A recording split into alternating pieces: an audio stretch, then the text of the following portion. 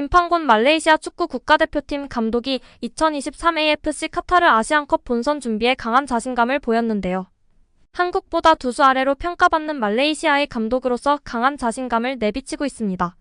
물론 벤투 감독 선임 과정에서의 높은 역량을 인정받으며 축구협회에서 유일하게 팬들이 찬사를 보냈던 인물인데요. 그런 김판곤 감독이 이번에는 말레이시아에서 아시안컵에 도전하고 있는 상황입니다. 한국과는 3차전이 예상되어 있는데요. 아무래도 철저하게 계산하고 준비하는 스타일상 3차전에는 이미 2승을 거둔 한국이 주전급 멤버가 안 나올 것이라는 계산하에 이야기한 것이라는 우스갯소리도 들리는데요. 자세한 내용 살펴보겠습니다. 김 감독이 지휘하는 말레이시아는 지난 8일 카타르 도하에서 중동 다크호스 시리아 축구 국가대표팀과 1전을 벌였습니다. 다가오는 카타르 아시안컵 16강 진출을 목표로 하는 말레이시아는 이를 이루기 위해서는 대회 첫 두 경기인 요르단, 바레인전에서 반드시 승점을 가져와야 하는 상황인데요. 즉, 이번 시리아와 평가전은 가상 요르단, 바레인을 상정하고 치르는 경기라 할 수 있었습니다.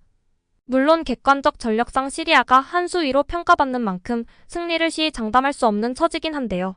그러나 김 감독은 자신감을 드러냈습니다. 말레이시아 매체 코스모에 의하면 김 감독은 제 장점 중 하나는 다양한 경기에 따라 다양한 전략과 시스템을 갖추고 있다는 것이라며 대표팀 감독으로서 클럽처럼 훈련할 시간이 적다. 명확한 게임 모델이 없으면 할 수 있는 게 많지 않다. 그러나 말레이시아는 명확한 경기 모델을 가지고 있다. 언제 어떤 팀과도 대결할 수 있다라고 말했습니다.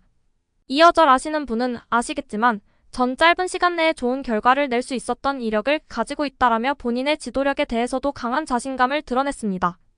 시리아는 지난 9월에도 시리아를 상대로 평가전을 치른 바 있는데요.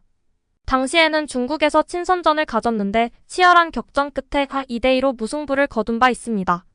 시리아에 쉽게 밀리지 않는다는 점을 선수들이 체득한 상태에서 치르는 또 한 번의 평가전이라 자신감이 클 것으로 평가받고 있습니다. 결국 8일 열린 비공개 친선 경기 시리아전에서 2대2로 비겼습니다. 말레이시아는 전반 39분 아리프 아이만의 선제골로 앞서갔으나 후반 25분 파블로 사바그, 후반 29분 이브라임 하사르 등 시리아의 공격에 한때 역전을 당했습니다. 그러나 후반 34분 파울루 조수에의 동점골에 힘입어 승부를 원점으로 돌렸는데요. 김 감독은 91위 팀과 대결에서 좋은 출발을 보였다. 전반전 경기력이 매우 좋았다. 후반전에 모든 선수들에게 출전 시간을 주고 싶어 교체를 많이 진행했다. 2대2로 마무리하고 막판에는 이길 수 있는 기회를 얻게 되어 기쁘다. 선수들이 요르단전을 앞두고 자신감을 가지고 체력을 회복할 수 있을 것 같다. 우리는 요르단전을 앞두고 최적의 베스트 11을 찾을 수 있도록 할 것이라고 말했습니다. 김 감독은 말레이시아는 명확한 경기 모델을 가지고 있다. 언제 어떤 팀과도 대결할 수 있다며 한국전에도 자신감을 보였는데요.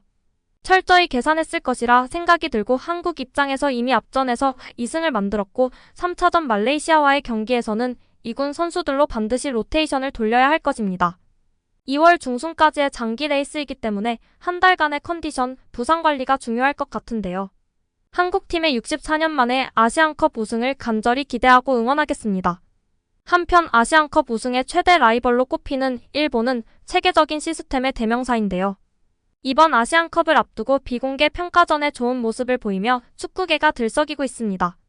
일본 대표팀은 9일 카타르 도하의 아레르살 스타디움에서 열린 비공개 평가전에서 요르단의 6대1 대승을 거뒀습니다. 심지어 한 골 실점은 후반 42분 막판에 나온 실점이라 거의 무실점 경기로 완전히 경기를 지배한 일본이었습니다.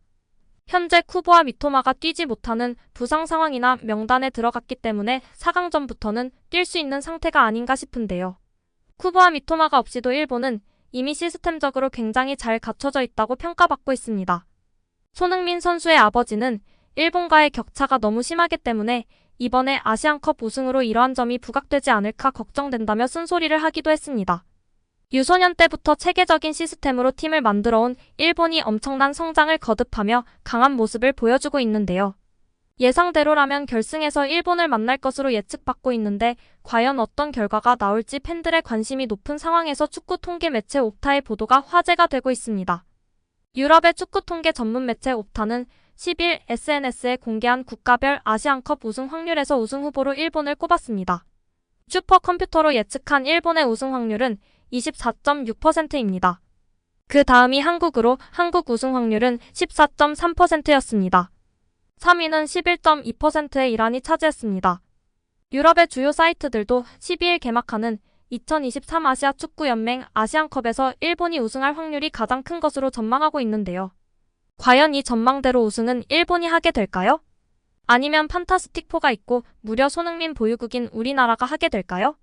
여기에 국내 축구 전문가의 유튜브 채널에서 분석한 이야기가 화제가 되고 있는데요. 이강인에게 선빵을 날렸던 선수가 염치도 없이 눈치도 없이 개념도 없는 게 경기가 끝나고 손흥민 선수에게 유니폼 교환을 요청하는 모습이 포착되었습니다. 2번씩이나 유니폼을 배까지 들어올리면서 교환하자고 요청하는 모습이었는데요. 손흥민 선수는 당연히 거절하는 모습이었고 이후 웃으며 무슨 이야기를 하는 모습이었는데요. 아마도 이강인 선수에게 먼저 거칠고 폭력적인 모습을 했던 점을 언급했을 것 같습니다. 25번의 이강인 선수에게 선빵을 날렸던 선수가 개념이 아주 없는 선수였던 것이 다시 한번 확인이 되었는데요. 우리 손흥민 선수가 확실하게 정신을 차리게끔 유니폼 교환을 거절한 것이 정말 잘한 행동 같습니다. 웬만하면 유니폼 교환을 거절할 리 없고 서로 존중의 의미를 가지고 리스펙해주는데요. 당연히 우리 손흥민 선수는 막내 형이 그렇게 당했는데 잘해줄 리 없죠. 아주 잘했습니다. 최근 외신을 통해 경기 후 손흥민 선수가 이강인에게 거친 모습을 보였던 선수에게 찾아가서 한 행동이 팬들에게 큰 관심을 받고 있는데요. 세계 최고 리그의 베테랑 선수답게 성숙하고 차분하게 상대 선수에게 적절하게 이야기를 하는 모습이 많은 전문가와 팬들에게 칭찬을 받고 있습니다. 손흥민 선수는 경기 종료 후 곧바로 친선전이었는데 이렇게까지 거칠게 했던 점에 대해 웃으며 피드백하는 것처럼 보였고 상대 선수는 미안하다는 듯 손흥민 선수의 등을 터치하는 모습이었는데요. 중계를 통해 알 수 있었듯이 깡패 축구를 시전하며 거칠어진 운동장 분위기였으나 캡틴 손흥민 선수가 이를 잘 중재하기 위해 웃으며 적절히 이야기한 것으로 보이고 상대 선수도 수긍하며 잘못을 인정하는 듯한 모습이었습니다. 오심으로 얼룩진 경기 속에서 리더의 품격, 프리미어리그 득점왕은 확실히 다르다는 것을 보여준 것 같은데요. 진짜 본선에서는 얼굴 박치기로 먼저 폭력적 행동을 한 선수에게 적절하게 레드카드가 바로 나오길 기대해봅니다. 또한 조규성 선수의 슈팅이 이라크 수비수의 손에 맞았으나 페널티킥을 불지 않았던 점, 손흥민 선수의 발을 골키퍼가 확실하게 터치했으나 또 다시 페널티킥을 불지 않았던 점 등 수많은 오심이 이었는데요. 부디 친선 경기였기 때문이라고 믿고 싶습니다.